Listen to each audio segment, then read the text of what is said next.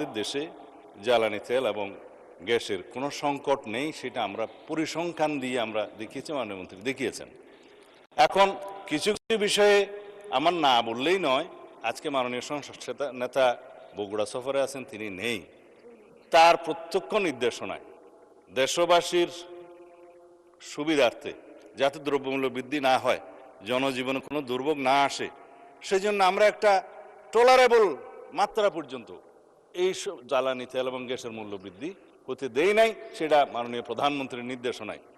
একবারে শেষের দিকে এসে আমাদের ন্যাশনাল ইকোনমি এফোর্ড করতে পারছে না, এবং এই জ্বালানি এবং গ্যাসের মূল্য এখানে কম থাকাতে, তাতে আপনি জানেন যে সব সময় একটা টেন্ডেন্সি থাকে এটা অন্যভাবে অপচয় হওয়ার, আমি খোলাসা করে বলছি না, বা পাচার হওয়ার।